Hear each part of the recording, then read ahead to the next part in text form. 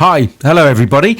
Stuart Busby again. Sorry there's been a bit of a break between my first couple of videos and this one. I've not been too well again, so I hope you'll bear with me. Sorry if there was quite a long gap.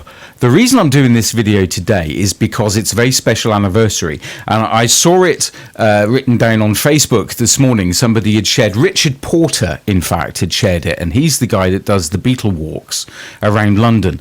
So thank you, Richard, because without him having posted this on Facebook this morning, I would have had no idea that this anniversary was happening today. It's the 26th of April 2022 today, which means that it is 40 years since one of my favourite albums of all time came out.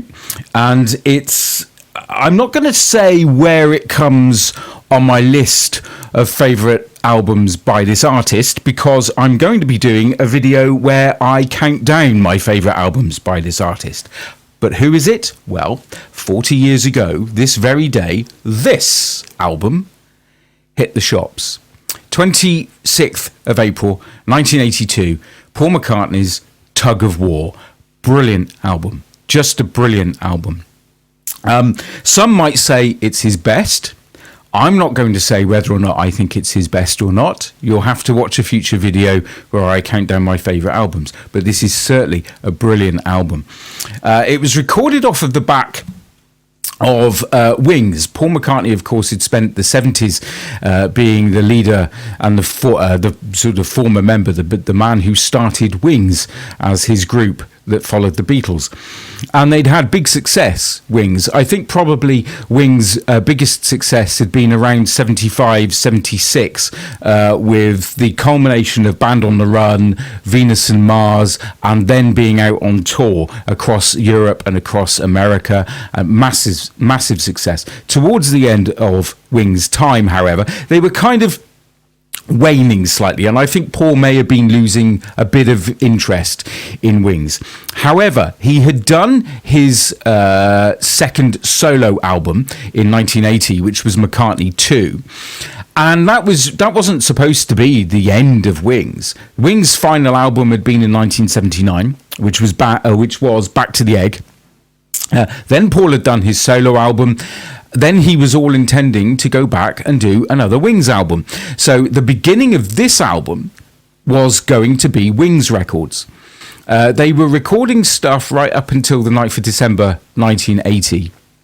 But of course, we know what everybody woke up to on the night for December 1980. In this country, we all woke up to the tragic news that John Lennon had been murdered the night before in New York. And obviously, Paul woke up to that news as well. Paul spent the day in London at Air Studios, which were the studios that were run and owned by George Martin, of course, the Beatles producer. And Paul had just spent the day sort of in shock, listening to things and listening to bits of music that he'd done. Denny Lane was there, still under the auspices that this was going to be a Wings recording, and I believe it was Rain Clouds that they were recording on that day, or had been recording, which ultimately became the B-side to, I think, let me check, it was the B-side to Ebony and Ivory. And Rain Clouds is a great song. It's got a sort of Celtic feel to it, sort of Irishy feel to it. Obviously, Paul was in shock. They then decided between Paul and George Martin that they would sort of put the recordings on hold until February of 1981, at which point they resumed, and the recordings resumed, and it resulted in this album. And many people at the time considered it a return to form. I don't think people had been overly impressed with McCartney 2. It's a bit of an acquired taste, McCartney 2. If you're not familiar with it, have a listen. It's not a bad album, but it's a bit of a shock.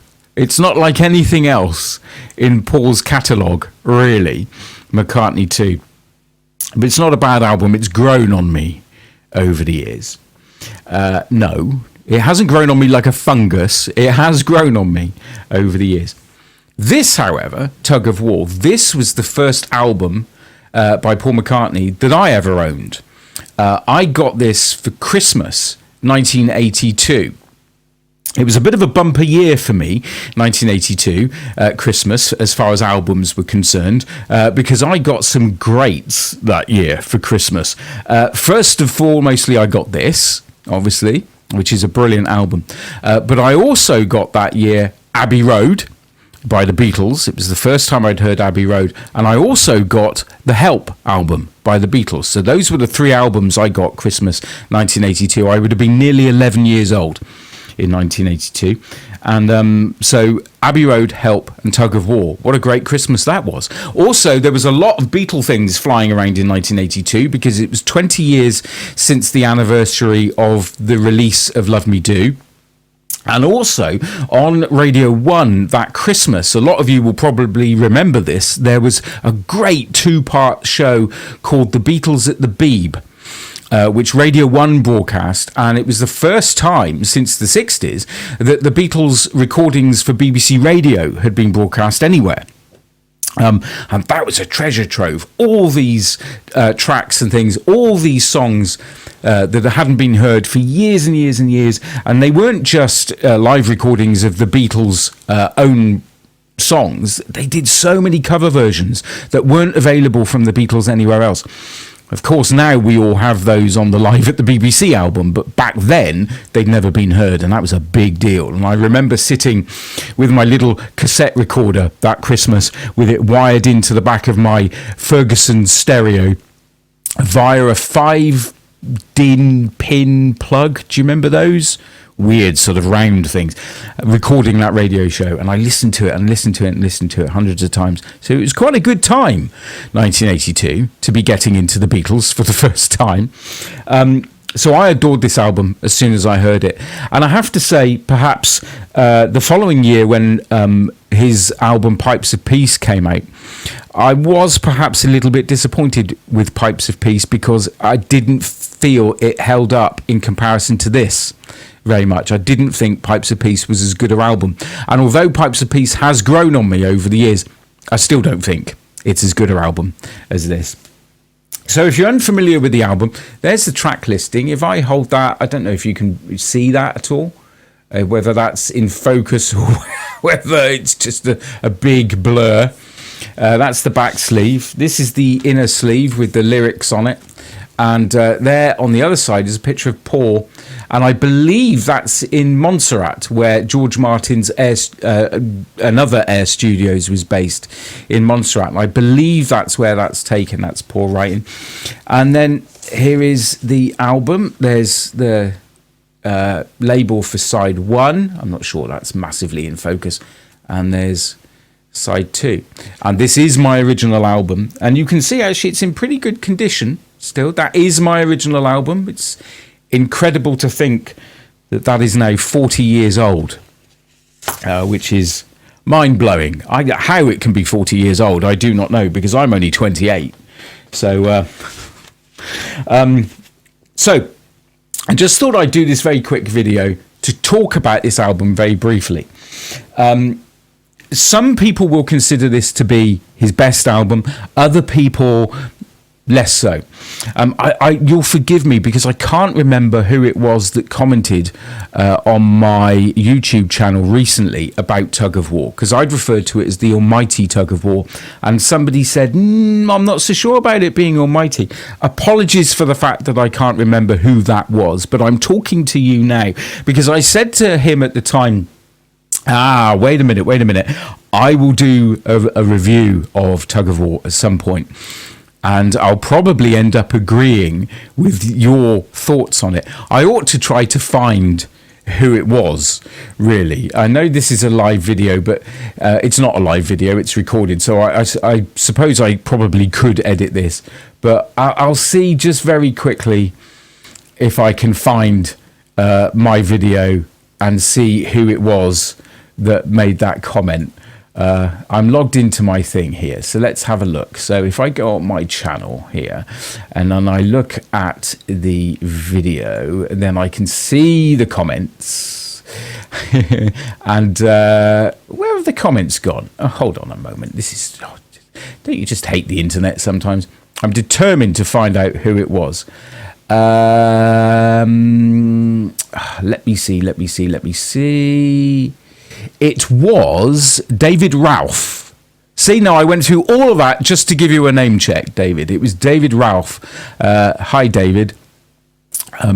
David said, Pipes of Peace was my starting point to the Beatles and, of course, Paul. I didn't know much about him at that point as I was just 13 years old, but I love this album and still do.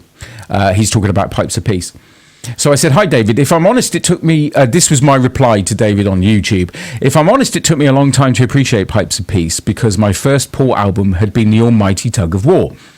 To which David replies, I went back and listened to Tug of War again today to see if it does stand up as the almighty Tug of War, as you refer to it. And to be honest, I think it's a solid album, but has been reviewed so positively as it came out of off the back of London Town, Back to the Egg, and then McCartney too, which were all very hit and miss for sure and lacked strong direction. Tug of War has a strong George Martin influence, which raises the quality.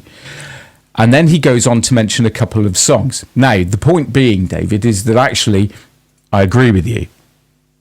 This is a great album. And I think one of the things that makes it so great is George Martin is involved.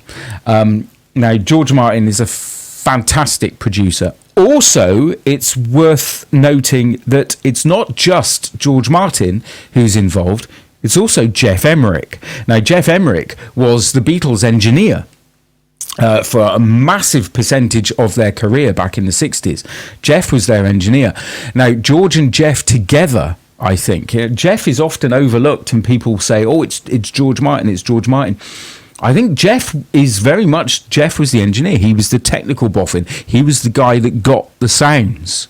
George Martin may have had the ear and the technology and the ability to score the tracks and to create the orchestrations and all that sort of stuff, but Geoff shouldn't be underestimated. So Geoff was a big part of this album as well. And so the orchestration on Tug of War is just stunning. The overall production of this album is stunning. It's a great sounding album. It really is one of Paul's best sounding albums. And unfortunately, when they released the remaster of Tug of War a few years ago, they had to remix it. And the reason they had to remix it was because apparently this was the first album of Paul's that was mixed digitally, rather in an analog way, back in 1982. And because there was no analog mix of it, it meant they couldn't remaster the original mix. So they had to go back to the digital source to remaster it. And frankly, I don't think they did a good job. The original mix is by far the superior mix. The remaster's not as good. Be interesting to know if you've heard both, to see if you agree with me or not. If you do, by the way, any comments you have about anything, any of my opinions, please feel free to pop them in the comments below, because I love to hear what you've got to think about these things and what you've got to say about them. I'd love to hear from you, whether you disagree with me or whether you agree with me wholeheartedly. Hey, it's a free world, it's free speech, or at least it is on this channel, and I'd love to hear from you, so let me know what you think. So George Martin and Geoff Emerick being involved is one of the reasons that this is such a great sounding album. And there are some fabulous songs on here. It starts off with Tug of War, which again, as I've said, is the orchestration. It's got a brilliant feel to it. It's a lovely, beautiful song. One of my favourite Paul McCartney songs of all time, which then segues seamlessly into Take It Away, which was also a chart hit, which I'll come to in a little while. It was released as a single.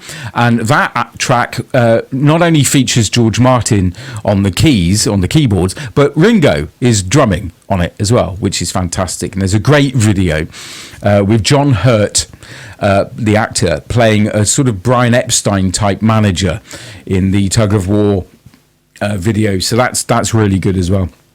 Then you've got Somebody Who Cares, which again is a great song. I think Paul sings it brilliantly. It's got some great lyrics. In Somebody Who Cares, it says, like somebody has taken the wheels off your car when you had somewhere to go. Well, it's annoying not going to get very far, I know, but somebody cares. Just quirky lyrics. It's a great track. Then we've got What's That You're Doing.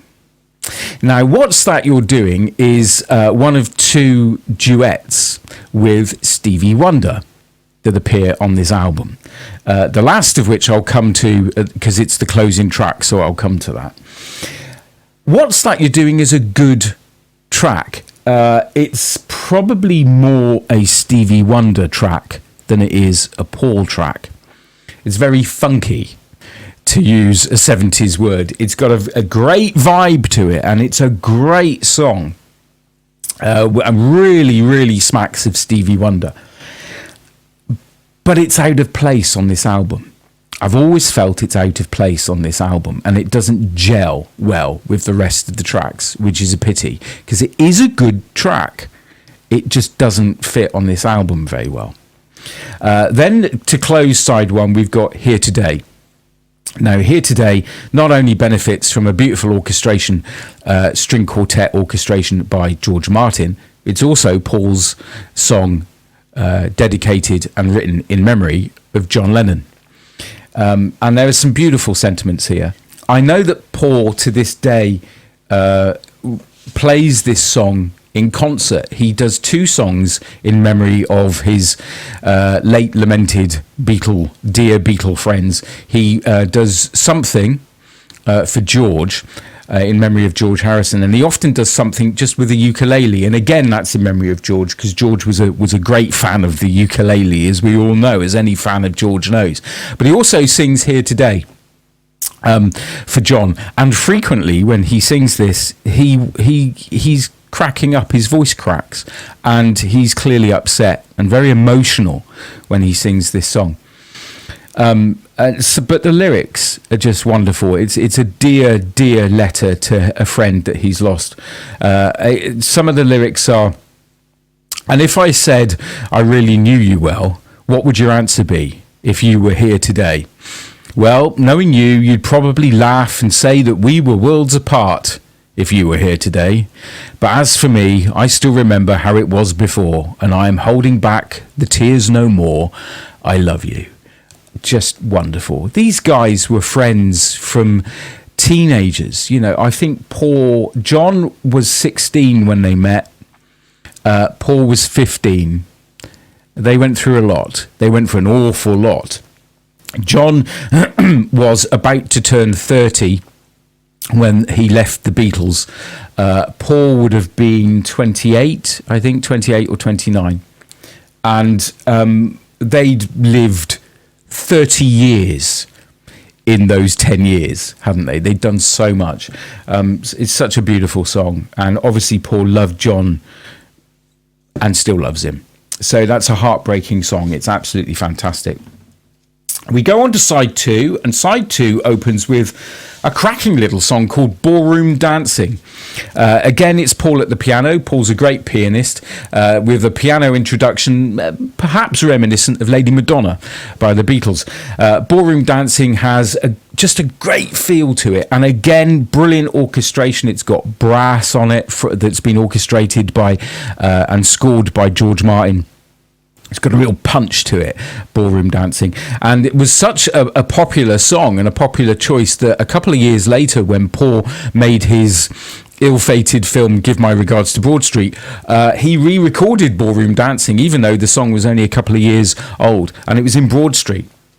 And it was a nice little sequence in a ballroom in the Broad Street film. But I'll talk more about Broad Street at a later date. I'll do a review of that album as well.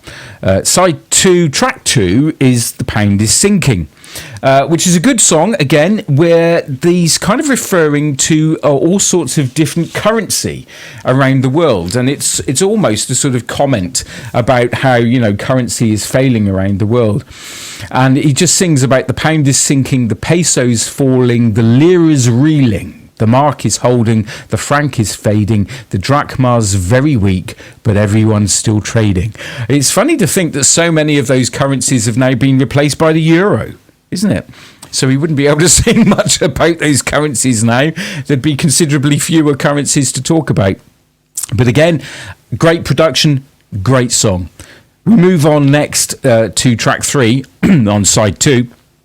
which is, again, one of my favourite Paul McCartney songs, Wanderlust. Another song that he re-recorded for the for the Give My Regards to Broad Street film a couple of years later. And he redid it again there on Wanderlust. I think it was part of a medley with, I'm going to get this wrong, aren't I? I think it's a medley with Yesterday and For No One, or Here, There and Everywhere. I think it might be Yesterday, Here, There and Everywhere and Wanderlust, I think. So if I've got that right, give me a round of applause in the comments below. If I've got it wrong, tell me off and put me right. I think that's it. That's from memory. I could just simply go and get the Give My Regards to Broad Street album, but I'm not going to. So Wanderlust is a great song. I think I'm right in saying that Wanderlust was the name of a boat. And he was talking about writing a song about a boat that he'd spent time on. I think that might be the case. This is all just from memory, you know. I haven't done any research for this other than looking at some chart placings. Now, the next track is one that people are a bit divided on. It's the second of three, collaborations with other artists on this album. Only this one isn't with Stevie Wonder. This one is with Carl Perkins. Now, of course, the Beatles and Carl Perkins go back a long way. They loved Carl Perkins hits back in the 50s and 60s. And, of course, Carl Perkins was very famous for being the guy who actually wrote Blue Suede Shoes. Long before Elvis had a hit with it, it was a Carl Perkins track. The Beatles recorded several Carl Perkins numbers, most of them sung by Ringo. It has to be said. Honey Dote was a Carl Perkins track. But I think, am I right in saying that Everybody Wants to Be My Baby? Everybody's Trying to Be My Baby, which was sung by George. That was a Carl Perkins track as well. So loads of Carl Perkins tracks. They loved Carl Perkins. And although some people say, I'm not so sure on Get It, it's a bit of a sort of quirky little number, I like it. I think it's fun. I think it sits in this album quite nicely, and I think it's a nice little break, and it's quite funny with the sort of Paul and Carl giggling at the end of it. It's a good track. It's sort of rockabilly, country sort of type track, but it's good. It rambles along quite nicely. Then we've got a link track, which is called Be What You See, which is neither here nor there, really. It's just a little link track that links Get It and the next song.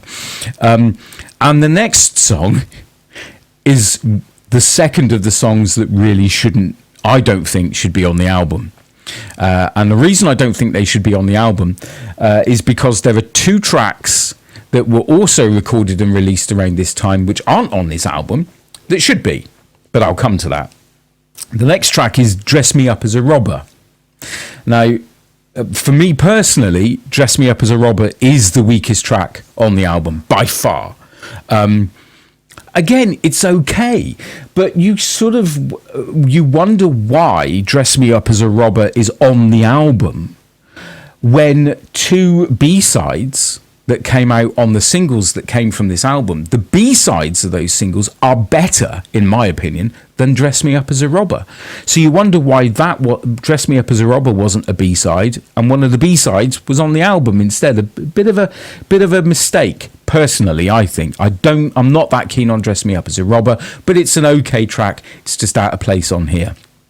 And then the final track is to the average person who's not particularly a Paul McCartney fan. The average person is going to know the last track, and that is, of course, Ebony and Ivory, which came out as a single, and there is my original single. If I hold it up closely, I don't know if you'll be able to see or not, it actually says Busby on it. Can you see? It's got Busby written up on the Ebony and Ivory bit, and that's my father's handwriting. I have no idea why he used to put Busby on there.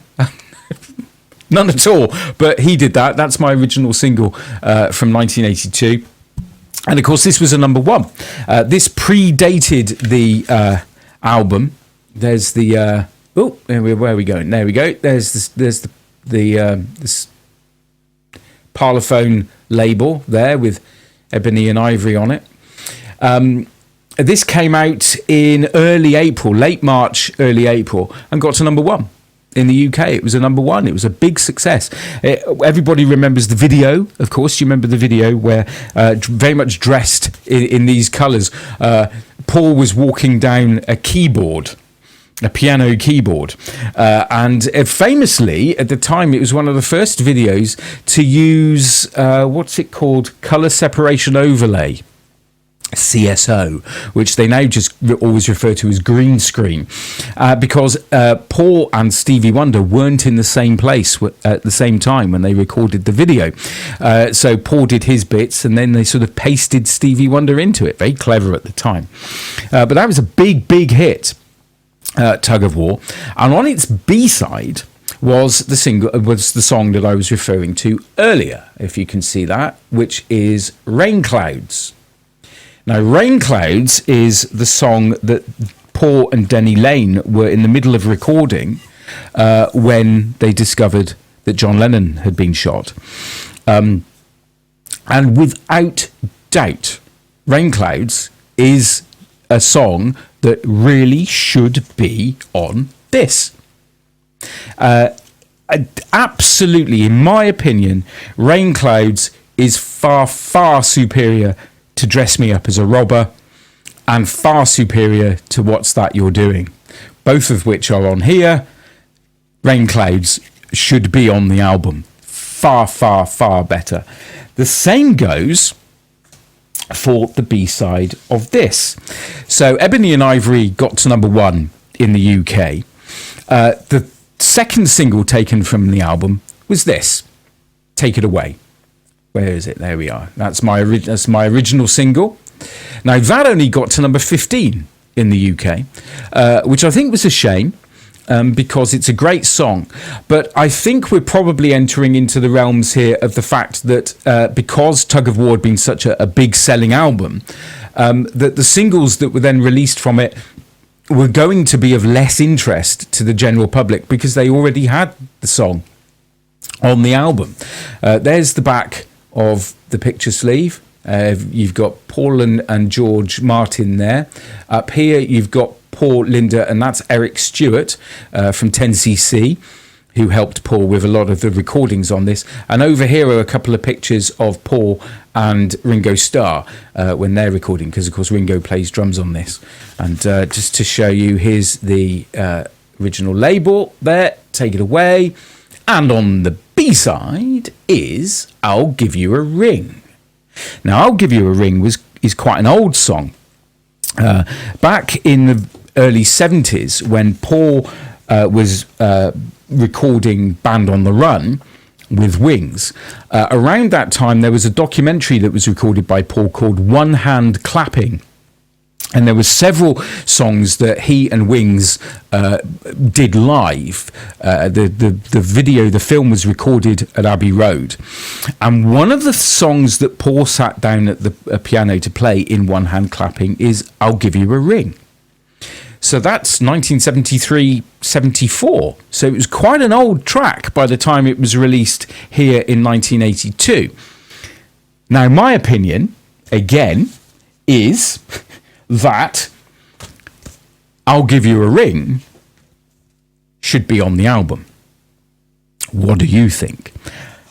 I think this album, as good as it is, would be vastly improved if What's That You're Doing was removed and Dress Me Up as a Robber was removed and replaced with Rain Clouds and I'll Give You a Ring.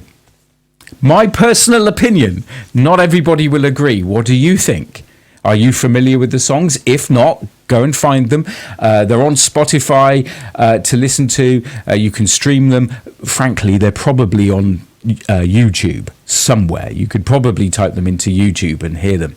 And so let me know what you think. Do you think that this album would be vastly improved if I'll Give You a Ring and Rain Clouds was put on it?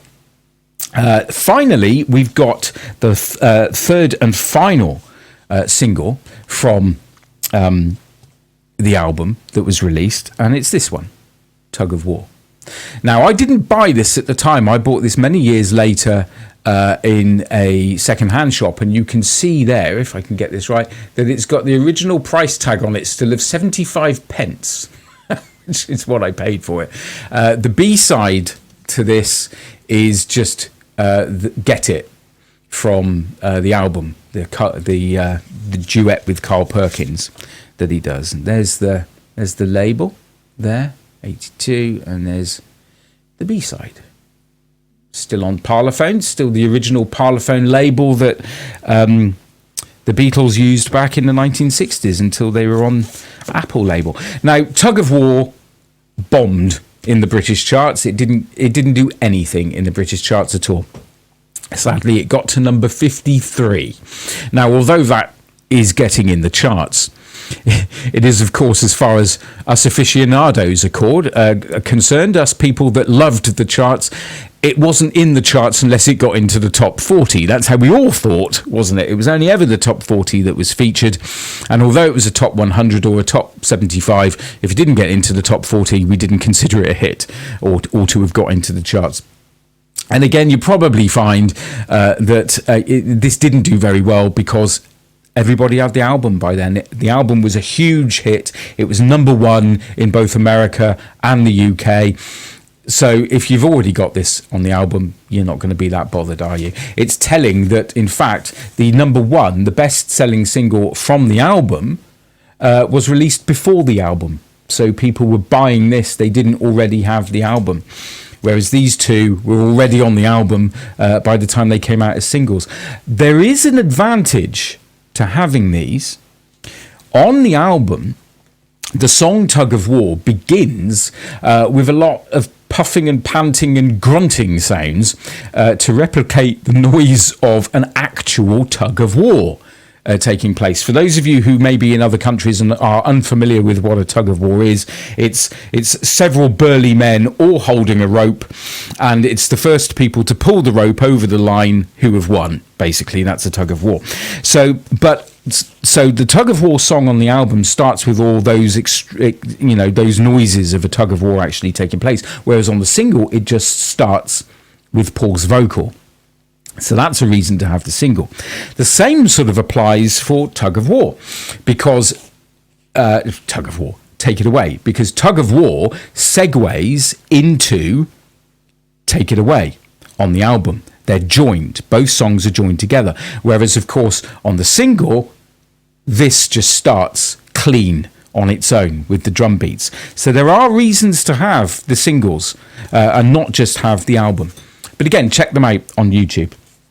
Anyway, this remains, a massively important album in my life. I had only just got into the Beatles in 1982. It was actually 1980/81 that I first got into the Beatles after John Lennon's death, but I'll cover that in a different video. At the time, I think I had two Beatles compilation albums, which I'm not going to mention. I had one very famous album from the Beatles that I bought in the sort of summer of 1982. And then, as I said, for Christmas, I got the Help album and the Abbey Road album and this. And this was just played and played and played and played. We lived in Drybrook, me and my family at the time, which is a little village in the Forest of Dean. Just along from, I can't remember the name of the little town opposite. Well, I say town, that was only a village as well. It was Cinderford. If any of you have heard of Cinderford, then Drybrook was literally just along the road, just along the way from Cinderford. And it was a great place to be 10 years old, Drybrook. We lived in a modest house. It wasn't a huge house. But there were fields and there were hills all around us, and we could just disappear and play and play and play. I had two younger brothers, and we just were never in. We were never in. However, in 82, I started to discover music fully, and for the first time, I wasn't always out in the sunshine playing with my brothers. I was in listening to stuff like this. It was, I suppose, the beginning of me turning into a teenager and finding my own sort of, ideas about things. And I would sit and I would read whilst listening to this album, and I would draw pictures of the Beatles, of course. I had two books on the Beatles. One was Philip Norman's Shout, and the other one was a book called Beatles Forever by Helen Spence. I'm literally about to pause this video because I'm just going to go and get those books to show you. Okay, so 1, 2, 3, and I'm back in the room. So yeah, it's just by magic. It's incredible, isn't it? So I'll just pop this over there a minute. Just talking about these couple of Beatle books that I had around the time. There's a couple of funny stories attached to these. The first Beatle book I had was this. Philip Norman's Shout.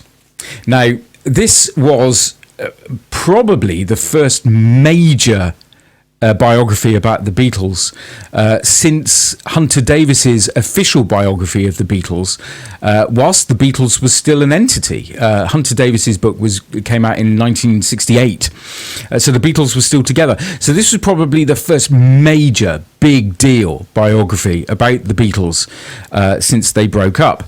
It's now universally derided as being not very good. It's just, there really is the Bible for Beatles fans these days, of course, is Mark Lewisham's Tune In. If you only ever read one book about the Beatles, make sure it's Mark Lewisham's Tune In.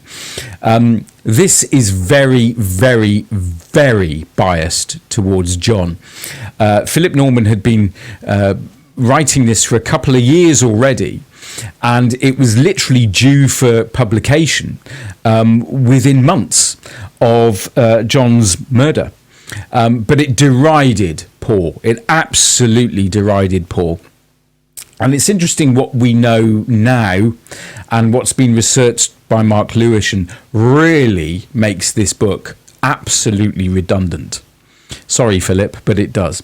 But at the time, this was just wonderful. This book, I can remember standing in W.H. Smith's in Gloucester. Is it Eastgate Street that W.H. Smith's is in Gloucester? Just looking at this book. Every time I went into town with my mum, I was one of four. I've got two younger brothers and a younger sister. And my mum would go into town to do a big shop once a month.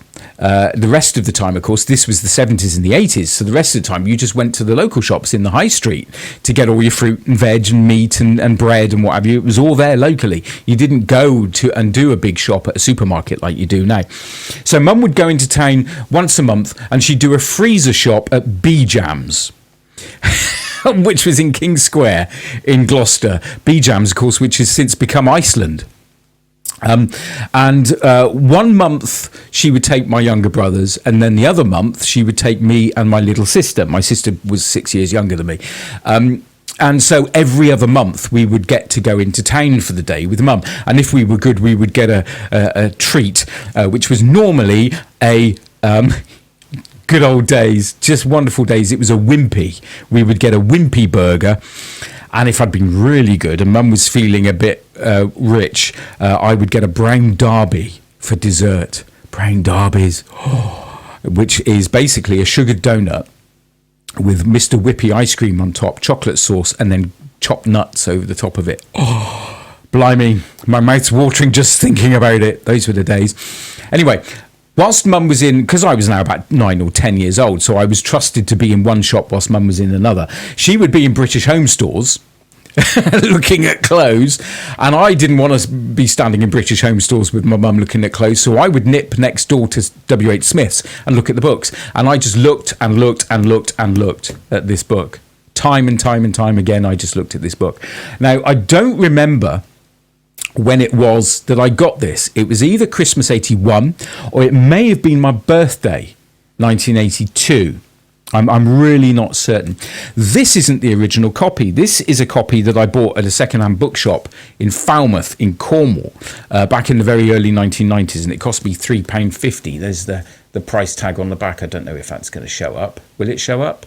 No, it's not going to show up. The original price of the book was £5.95. You wouldn't get a book that size for £5.95 these days, would you? It cost a lot more. But that's not my original version. My original version fell apart. And this is my original version. It's the photos are missing from the middle. That's where the photos normally are. This book just fell apart. I'd read it so many times. It absolutely fell apart. And I believe when it fell apart, the pictures were then stuck to my wall because the pictures had all fallen out. But there are several interesting things in here. Firstly, there's a picture that I drew, a side profile shot of John Lennon, and I drew this. It says the June the 30th 1988. I drew that picture in the book. There you go, June the 30th 1988. Blimey, even that's a long time ago now. But I also recreated the cover because the cover fell apart. So there's the original cover, with the famous Robert Freeman shot of the Beatles that was on their second album with the Beatles. And I recreated the cover thus. So there's my cover. I don't really know when I did that. I think it would have probably been early 90s that I recreated that cover. So I drew that myself in my early 20s. So that was the cover. So that was the first book on the Beatles that I ever had in 1982. The second book I had was this one, which is called Beatles Forever, and had a foreword. I don't know if you can read that there. Had a foreword by Alan Freeman, the late, great Fluff Freeman, one of the greatest DJs of all time. And the only person ever, really, to have done justice to counting down the charts on Pick of the Pops. This was a great, great book. Now, I got this. I'm thinking about it. I think I got this. I'll just flick through some of the things in here. Some great photos. Not much of the story of the Beatles, really, in here. It's more a sort of coffee table book with lovely pictures in it, really, rather than being any sort of major biography of the Beatles. It has got some great pictures in it, and of course I loved this. You can imagine how much I adored this book when I first got it. So many great photos in there. Yeah. Now, it's interesting because Christmas of 1982 was a very Beatle-y Christmas for me. As I've said, I'd already got, and then there's the crowds in New York after John was killed. It's a lovely book. It's a lovely book, and you can still find it on eBay. It's there frequently. You can find it on eBay. Christmas 1982 was obviously a very good Beatle-y Christmas for me, because not only did I get Tug of War and the Help album and Abbey Road, I also got this book. And the reason I know I got this book in Christmas 1982 was 83. 82. I beg your pardon, because by Christmas 1983 we had moved from Gloucester down to Cornwall, and this book had been in Smith's, and I'd been looking at it time and time again. No, I tell a lie. No, I hadn't been looking at it time and time again. This book was in Smith's in Gloucester, and I'd only just spotted it. And it was a day out in Gloucester with my mum, and it was in the run-up to Christmas. It may even have been the last big shop that my mum did before Christmas. And I spotted this book, and I badgered and I badgered and I badgered. So, oh, mum, look at that great book. That's a brilliant book. Oh, I'd love that for Christmas, mum. I'd love that for Christmas. And then had the sense, because I was obviously quite a wily kid, at the tender age of 10, nearly 11. I then had the sense to wander off elsewhere in the shop and give my mum the opportunity to buy it without me seeing her buy it. Crafty. You sound crafty. But I'm afraid the craftiness and the sneakiness does not end there. I'm afraid it doesn't. my father used to come into town to pick us up at the end of our shopping day. So he would drop us in town first thing in the morning and then come back and pick us up later. When he came back and picked us up, he had my two younger brothers with him because it had been my mum, myself and my sister in town. He had the two younger brothers with him. And we went to go and do our first shop at Asda in Gloucester, which had been built on the site of the old railway station in Gloucester. And Asda had just opened. It was brand new. Now, ultimately, I never went into that Asda shop because we then moved pretty soon afterwards. And the reason I didn't go into that Asda shop on that occasion, I can't believe I'm going to admit this, was because I wanted to know if Mum had bought this.